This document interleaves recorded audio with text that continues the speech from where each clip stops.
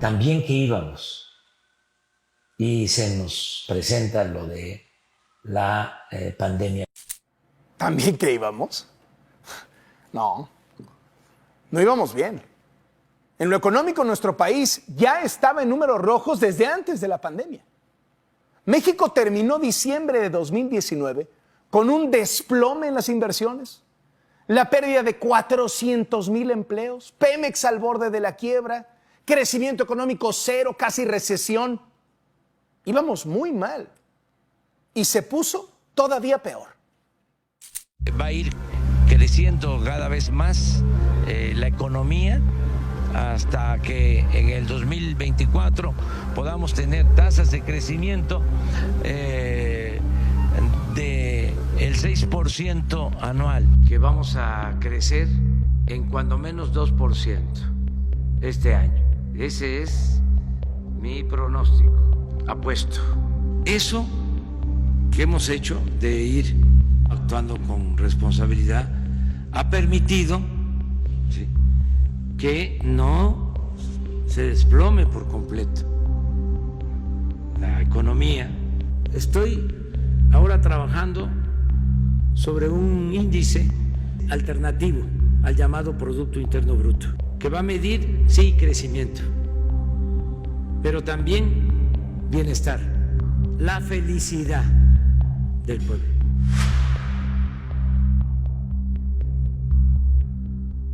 Ya creo que tocamos fondo y que vamos a ir hacia arriba.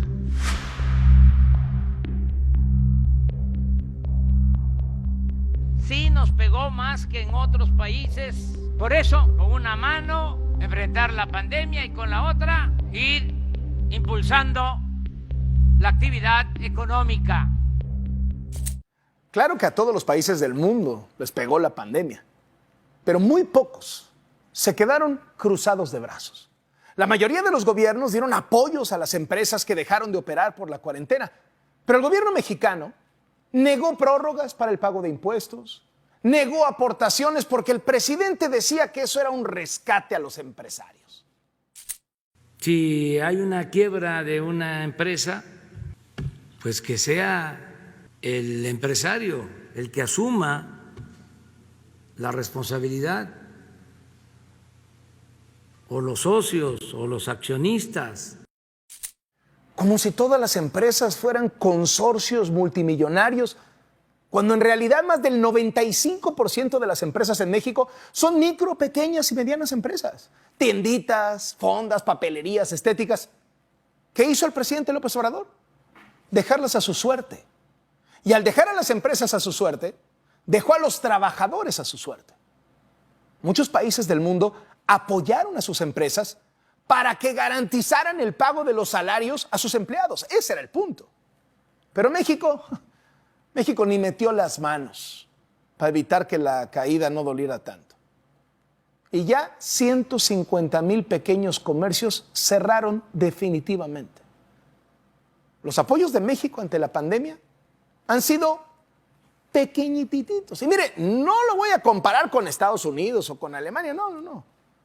Comparémonos con África, con naciones mucho más pobres que México. Togo ya destinó el 12% de su Producto Interno Bruto al rescate económico de su gente.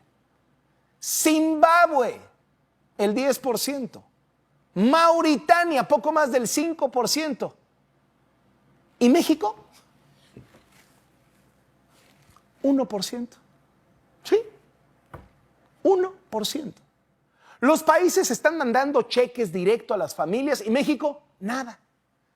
Y lo que el presidente anunció como un plan económico emergente fue en realidad un listado de buenos deseos, de propósitos, entre ellos crear 2 millones de nuevos empleos para diciembre, o sea, en menos de un año y en plena crisis.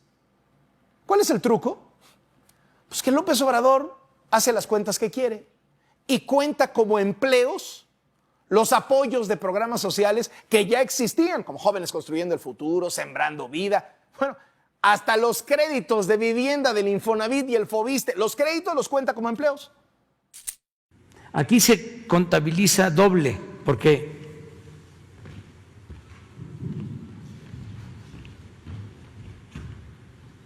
Este es crédito, pero al mismo tiempo es empleo.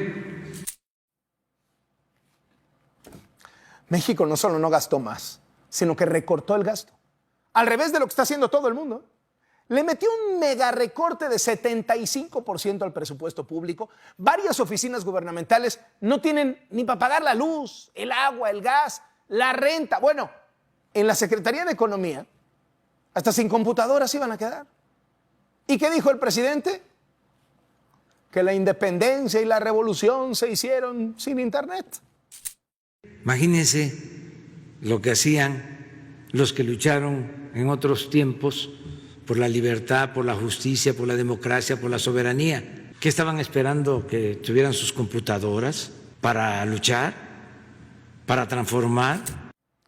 El gobierno así puso en jaque la operación del propio gobierno. Trámites que ya eran lentísimos ahora son más lentos porque no hay ni para copias.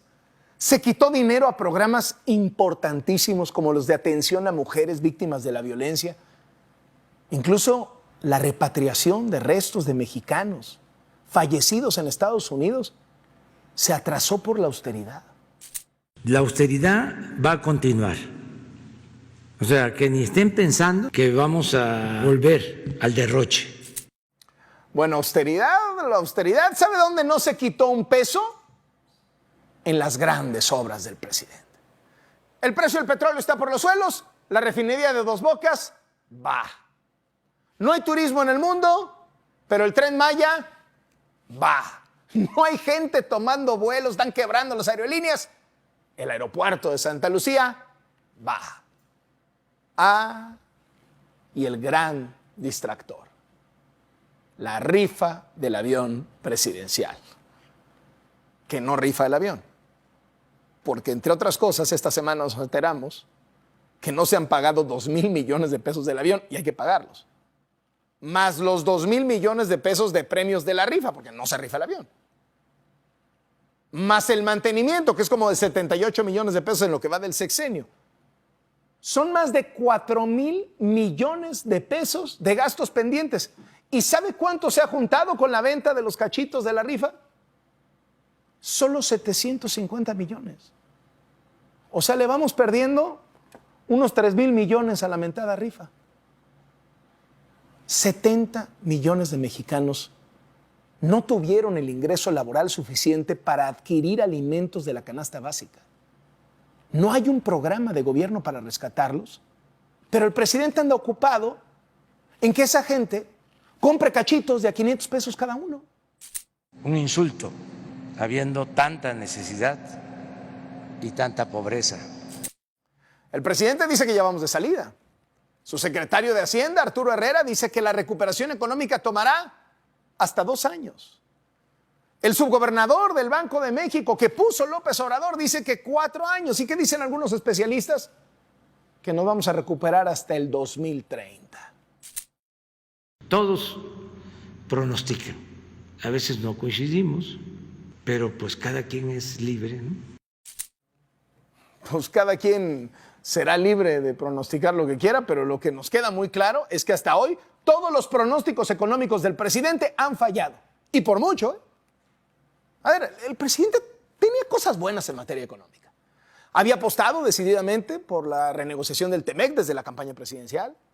Como presidente electo hizo un presupuesto responsable manteniendo los equilibrios fiscales. Como presidente hizo otro. Ha respetado al Banco de México. Pero todo esto se ha ido al traste. Porque son muchas más las malas señales que las buenas. El gobierno del presidente López Obrador se ha presentado ante el mundo como un gobierno enemigo de las inversiones privadas. ¿Y qué cree? La economía mexicana depende 85% de las inversiones privadas. La cancelación del aeropuerto, la cancelación de los contratos de gasoductos, el mal manejo en Pemex, eso de andar con los otros datos, la cancelación de la cervecera en Mexicali, el golpe eléctrico, el freno unilateral a las energías limpias y el constantemente decir que un empresario es como un delincuente impune. Que le han hecho mucho daño al país porque se han dedicado a saquear, a robar, de que son una mafia de poder, lo son. Lo ha dicho una y otra vez, todas son malas señales que muestran a un gobierno que no quiere a los inversionistas, que no respeta las inversiones. Y entonces, ¿qué hacen los inversionistas? Pues se van a otro lado, donde sí los quieran, donde sí los dejen crear empleos. Y más, pues cuando hay crisis. Nada más de marzo a junio se fueron de México casi 350,000 millones de pesos de capitales. Las cifras oficiales son de alarma. En junio el INEGI reportó un acumulado de 6 trimestres consecutivos de caídas en la inversión privada y también en la inversión del gobierno. O sea, año y medio en picada. El otro día presumía el presidente algo muy bueno. Les hizo manita de puerco a los grandes empresarios que debían impuestos y ya pagaron. El gobierno recaudó 30,000 millones de pesos que estaban ahí como en el limbo. Buenísimo. 30,000 millones de pesos. Ajá. No más cancelar el aeropuerto costó 70,000 millones. El doble. No más de fuga de capitales se han ido 350,000 millones. 12 veces más. Pues por eso las calificadoras hacen las cuentas, ven el desastre y dicen, le bajamos la nota a México. México perdió la confianza. Déjame lo pongo más claro. Los que pueden generar empleos no le tienen confianza a López Obrador. No se la tenían desde antes de la pandemia. ¿Y sabe quién va a pagar eso? Nosotros los mexicanos, pero sobre todo los más pobres. También que íbamos y se nos presenta lo de la pandemia. No, íbamos muy mal y se va a poner mucho peor. ¿Y él? Él está cruzado de brazos. Bueno, no. Está entretenidísimo contándonos cómo nos robaron en el sexenio pasado. Soy Carlos Loret de Mola. Esto es Latinos.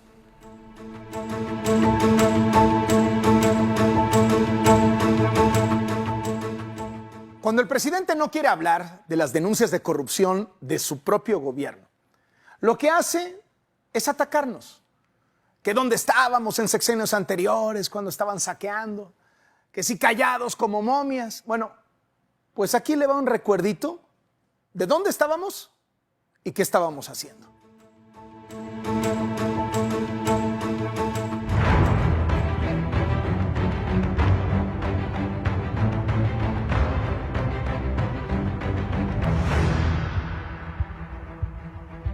¿Es panista, no es panista?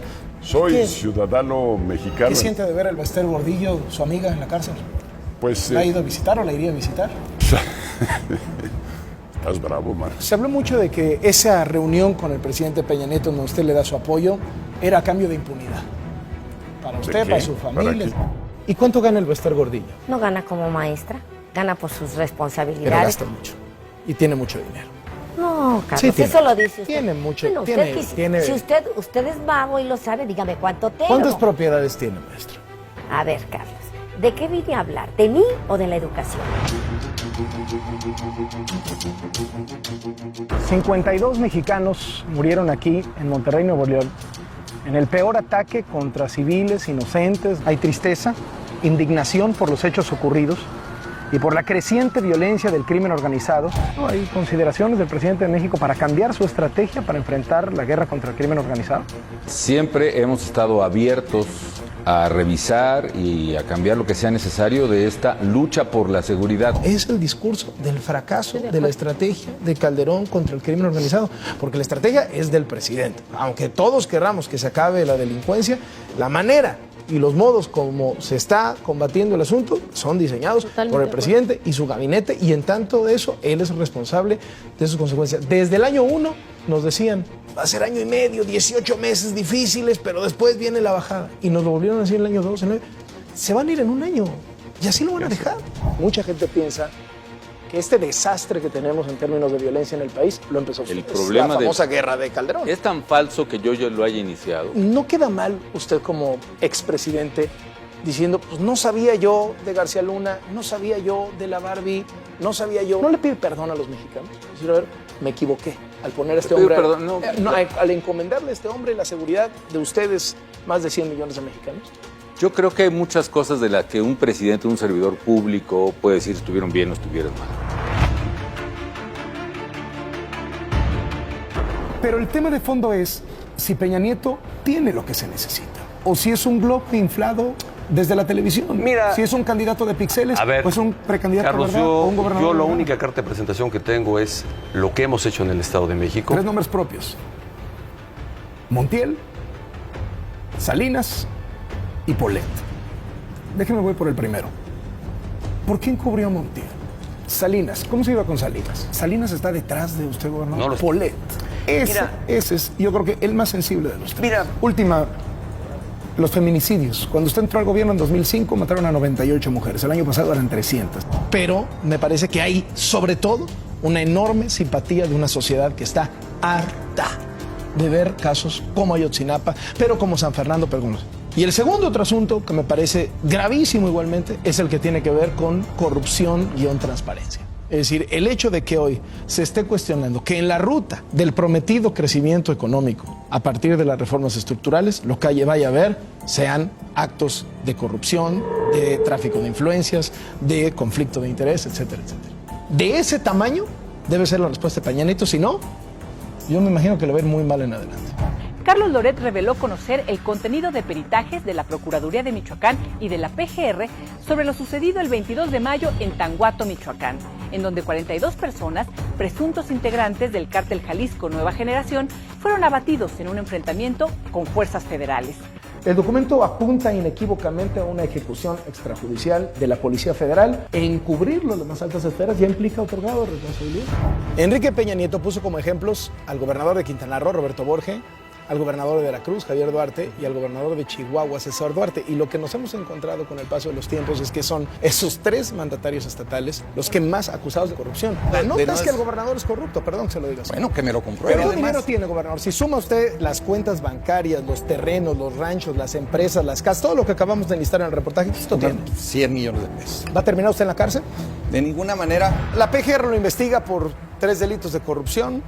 La Auditoría Superior de la Federación encontró en su gobierno, dijo, irregularidades por 35,000 millones de pesos. En Despierta aquí presentamos una denuncia de un fraude por 1,045 millones de pesos a los trabajadores del Estado. También el SAT detectó 33 empresas presuntamente vinculadas con usted que habrían recibido contratos fantasma. Su sucesor, Miguel Ángel Yunes, dice que tiene usted 25 casas en México y Estados Unidos. El PRI ya le suspendió sus derechos como militante. ¿No tiene miedo de terminar en el bote? Por supuesto que no. El que nada debe, nada teme, Carlos. Esta semana, concretamente el 24 de septiembre, termina el gobierno de Roberto Borge en Quintana Roo. Pero sus efectos van a durar mucho más.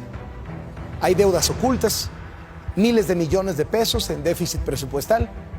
Pero eso sí, el gobernador y su grupo político tienen su propia aerolínea. Para ellos y para sus familias. La gozan ellos, pero la pagamos entre todos. ¿Por dónde ha pasado, secretaria, usted ha brincado este asunto? Ese mismo método, como si fuera el método Rosario, digamos. Ay, ¿Lo no, que es? No, perdón, yo no te puedo ¿No permitir existía una cosa. no existía este discúlpame, método? Cuando yo, claro Esto que no existía. Nadie, desde nunca había el sido un sexenio escándalo. pasado. Nunca ha habido un escándalo. Llega usted a la Sedesol y entonces se usa todo este método de las universidades y demás. Pero y tuve observaciones. el mismo informe. Llega usted a la Sedatu y sucede exactamente lo mismo. A ver. Pemex le da muchísimo dinero al erario público, es decir, se financia el gobierno buena parte debido a Pemex, y una de las cosas que plantea esta reforma es que esto deje de suceder. Entonces Pemex va a dejar de mandarle toda esa cantidad de dinero al gobierno, pero el gobierno va a seguir gastando lo mismo. ¿Qué van a hacer con ese dinero? ¿Qué va a pasar con ese boquete? Del otro lado, Andrés Manuel López Obrador dice, están cometiendo el atraco del siglo. Carlos, ¿está quebrado Pemex? Pemex tiene unas finanzas endebles. ¿Por qué no toca al sindicato? Todo el mundo sabe que el sindicato de petróleos mexicanos es un nido de corrupción. ¿Por qué no tocan al sindicato?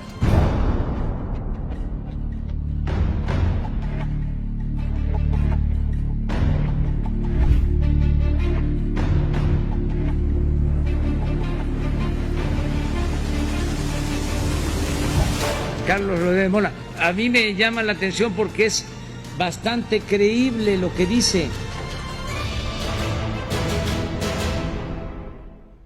Por el caso Lozoya, el Pacto por México ha estado en la mira del presidente López Obrador. Ese pacto que fue la unión de varios partidos políticos para aprobar reformas en el arranque del sexenio de Enrique Peña Nieto y que el presidente dice está manchado por la corrupción.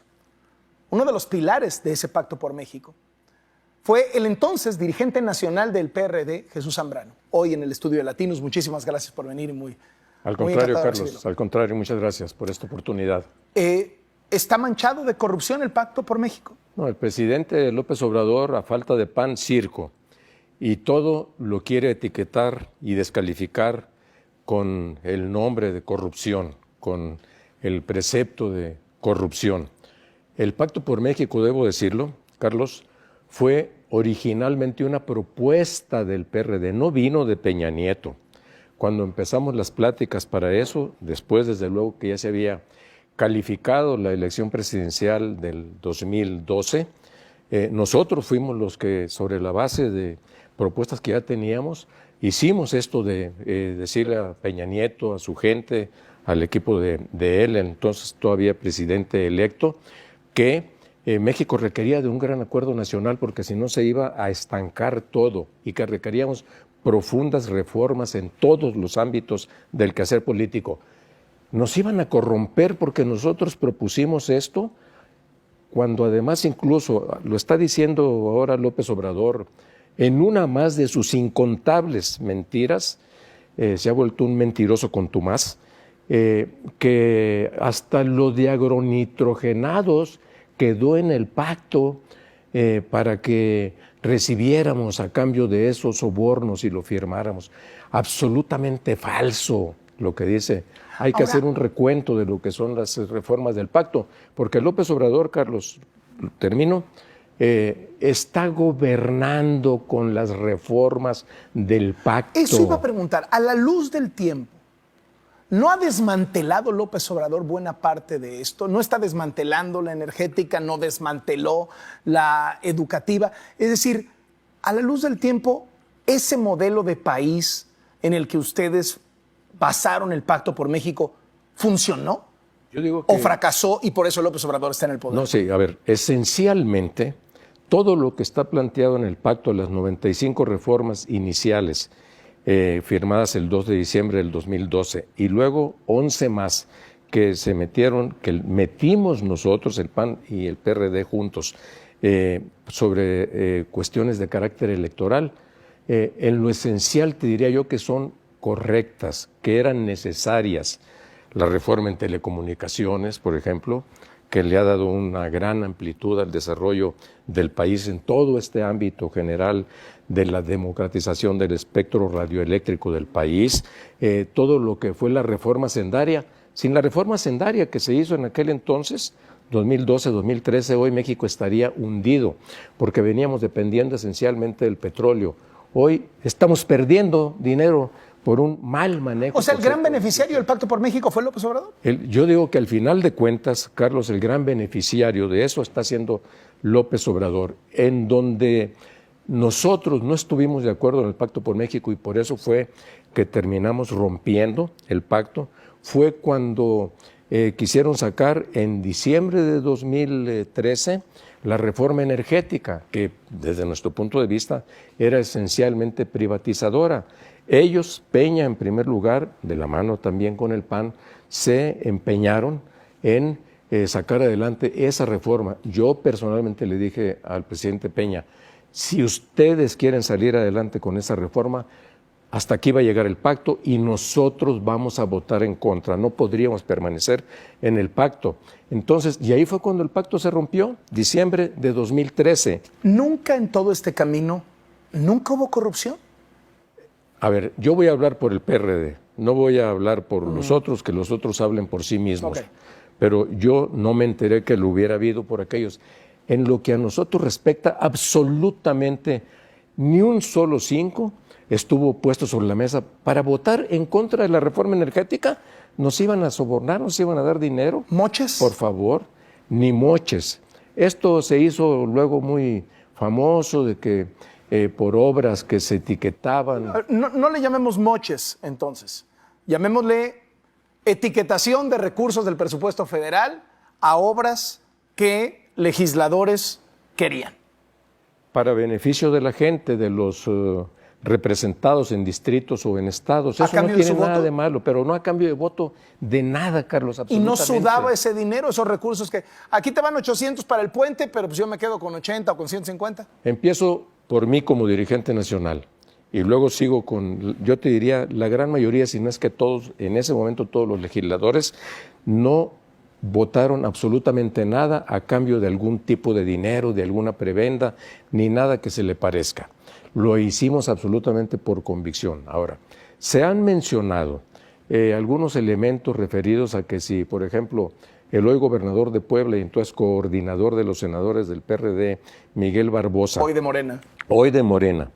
Llegó a ofrecer la posibilidad de que hubiera un voto de abstención del PRD en la reforma energética, que fue además la última de las que se votaron hasta que existió el pacto, ahí se rompió, ahí fue su muerte, y que dicen que a cambio de eso pudo haber recibido algo. En todo caso, yo diría, hay cosas que particularmente Barbosa no ha podido demostrar. ¿De dónde sacó, por ejemplo, dinero para comprarle la casa a Miguel de la Madrid, el expresidente aquí en Coyoacán, en Francisco Sosa, que está evaluada entre, algunos hablan de 60, 80 millones de pesos, él dice que la compró como en 6 o 7 millones, pues podemos hacer una vaquita y se la compramos en el doble, ¿no? Y hacemos un buen negocio inmobiliario sobre eso. Pero en todo caso, si huelen o si quieren seguir alguna pista, a lo mejor por allí encuentran algo. Allí, pero en el caso, o sea, por ejemplo, que la corrupción del Pacto por México habría salpicado a lo que hoy es Morena. Habría salpicado en todo caso lo que hoy es Morena o una parte de Morena, porque el otro coordinador en la Cámara de Diputados era Silvano Aureoles.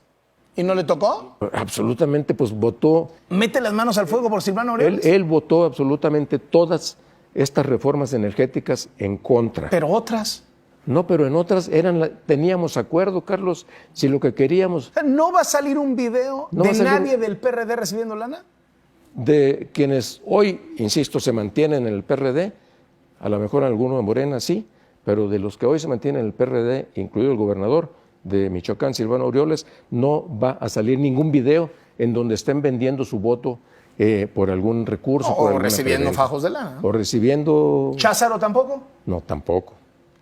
Y él es más, él como secretario de la Comisión de Energía de la Cámara de Diputados fue el que coordinó toda la defensa, todo el debate, 12, 14 horas en la Cámara de Diputados, que fuimos los únicos legisladores los que dimos el debate en contra de esa reforma. ¿Y por lo que usted sabe, aparte de Barbosa, hay otro que sospecha que se haya recibido dinero? No, de él es de quien más se ha corrido el rumor, vamos a decirlo así. Tampoco lo estoy afirmando. Yo digo, ahí hay una veta, en todo caso, sobre esos recursos para hacerse... ¿No tienen miedo de lo que diga Lozoya o de los videos que pueda mostrar? Ni me quita el sueño, ni me tiemblan las corvas por lo que pueda mostrar, decir Emilio Lozoya. Lo están más bien usando a él como un show mediático, como el actor central de un circo, como lo decía al principio, a falta de pan, el país hundiéndose con todo el desastre que tiene López Obrador, circo para entretener a la gente. Pero si salen videos de legisladores recibiendo sobornos. Pues de otros partidos, yo no metería las manos al fuego por ningún otro partido, pero tampoco estoy acusando a nadie. ¿Cómo ganarle la elección del 2021 a López Obrador cuando tiene esta narrativa de vean lo que pasó? Y poco a poco puede ir diseminando, ahí tiene a Lozoya, más los videos, semana a semana como serie de Netflix, y luego César Duarte. Es decir, cuando se trata de corrupción del pasado, tiene para hablar de aquí a que sean las elecciones del próximo año. Pues sí, no dudo que pueda tenerlo y que pueda empezar a dosificarlo como ya lo ha empezado a hacer. Ahora dicen que lo de Emilio Lozoya le dan 6 meses a la Fiscalía para que pueda probar todo lo que a su derecho convenga en la acusación contra Lozoya, es decir, se va esto hasta enero del 2021, ya prácticamente metidos, encarrerados en las campañas electorales y puede empezar ahí a tratar de salpicar. Pero va a haber un hecho que no se va a poder ocultar, Carlos, más allá de estas posibles denuncias o evidencias en videos, etcétera, sobre posibles actos de corrupción, ya es la terca realidad. ¿Cómo vamos a estar en economía, en empleo, en ingresos, en índices de criminalidad, los muertos de la pandemia, en cuántos vamos a andar ya en enero del 2021? Pero ya tenemos problemas económicos gravísimos, de seguridad gravísimos, ya tenemos 45,000 personas muertas por la pandemia cuando dijeron que iban a ser 6,000, y el presidente, hablando del pasado, ha mejorado su popularidad. Quiere decir que funciona. Yo creo que le funciona en un sector de la población, porque todavía, y es entendible, la gente está esperanzada en que algo funcione, en que se resuelvan estas cosas que tanto lastimaron los de la corrupción a la gente, al país en sí mismo. Pero ¿qué tanto le va a aguantar eso? Es lo que yo pregunto, lo que digo. Y por lo pronto, pues lo que tenemos nosotros que hacer, pensar, es en avanzar en la conformación de un frente, en primer lugar, con todos los sectores de la sociedad que están inconformes, organizaciones diversas, incluyendo empresariales, pero también de la sociedad civil. El PRD va con el PAN, ¿no? Tenemos ya una experiencia de alianzas muy caminada con el PAN en varios procesos electorales y que han resultado exitosos. Estamos, sin que todavía sea un acuerdo formal, en la idea de construir una alianza con él. ¿MC también? MC, nosotros queremos, hemos hecho la propuesta, le hemos insistido en que puedan y deban caminar para construir un bloque opositor amplio, un bloque por la transformación del país, pero ellos todavía no han dado una respuesta clara. ¿Y el PRI? El PRI, pues ahora sí que vamos a esperar a ver también qué va a suceder con toda esta trama a la que tú te referías muy bien ahorita, de lo que pueda empezar a salir, que puedan estar exhibiendo, etcétera, en posibles actos de corrupción. Bueno, el objetivo parecería ser mucho más el PAN que el PRI, desde el punto de vista del gobierno, pues, y no están dudando en aliarse con el PAN. Sí, a lo mejor al PRI le pueden estar vendiendo. Pero si al PRI le dicen corrupto, cuéntame algo nuevo, ¿no? Pues sí, el PAN ese sería, en todo caso, quien sería el objetivo a vencer, aunque se ha centrado mucho en los ataques sobre Felipe Calderón, el presidente López Obrador. Yo creo que en la idea, a lo mejor, de fortalecer esa opción de lo que sería el voto tradicional de la derecha, dividir el voto de la derecha, etcétera. Pero con el PRI lo que se ha vislumbrado más son las posibles alianzas locales en algunos estados, en algunas presidencias. ¿Le tienen con gente confianza honorable al PRI? ¿No temen que el PRI se vaya a ir con Morena al primor? Pues mira, mucha gente nos dice eso y también de repente hay datos de la realidad como los que acabamos de ver en esto del periodo extraordinario de sesiones, en donde el PRI votó a favor de que rompió el bloque opositor para ir al periodo extraordinario, y luego votó a favor esta reforma para dejarle las manos libres, darle manga ancha al presidente, para que también en el extranjero pueda comprar sin licitación alguna los medicamentos que quiera. Aquí 9 de cada 10 contratos de adquisiciones de obras las han hecho sin licitación, sino por adjudicación directa a los amigos. ¿Eso acaso no es corrupción? Más allá de lo que significarían Bartlett y la funcionaria titular de la función pública, Irmeréndira Sandoval, etcétera. Pero, a ver, todo lo que la sociedad ha estado demandando de transparencia, de licitaciones abiertas, de que se den las oportunidades a todo el mundo para la efectiva competitividad, etcétera, todo eso lo está mandando a la mierda López Obrador, y eso es sinónimo de corrupción, véaselo por donde se le vea. Por último, Jesús Zambrano, cuando ve el tamaño del PRD, ¿no le da pena? No me da pena ¿qué? ¿El tamaño del PRD? No, yo me siento orgulloso de seguir en el PRD. Otros huyeron del PRD, nos dieron la espalda. Las victorias no son eternas ni las derrotas son para siempre, Carlos. Nosotros venimos desde allá desde abajo. Hoy estamos con la frente en alto frente a todo esto, lo que está pasando. Pareciera que está el PRD y vamos a ir al encuentro de la sociedad para construir ese bloque amplio alternativo que la mayoría de la gente, o un sector muy amplio de la gente, cada vez, en todo caso igual o similar al que está apoyando a López Obrador, porque hay que ver las distintas encuestas, y ahí andan al mitad y mitad, unos que sí lo apoyan, otros que no, y a ese sector que quiere que haya cambios y que ya veremos cómo se comportan en las elecciones del próximo año, hay que darles confianza de que sí podemos evitar que el país se siga yendo por el tobogán del deterioro y todo lo que significa esto en todos los rubros de la vida nacional, Carlos. Por supuesto que me duele, más bien me duele, no me da pena, me duele que hayamos descendido hasta poquito más abajo del 6%, pero fuimos el cuarto partido más votado en el 2018 y tengo la confianza de que recuperemos un papel de ser de los partidos principales, que le quitemos juntos todos los opositores esa mayoría a Morena y a sus aliados el 2021 en la Cámara de Diputados. Muchas gracias por venir. Al contrario, gracias a ustedes. Gracias. Jesús Zambrano, una de las figuras centrales del Partido de la Revolución Democrática, el PRD.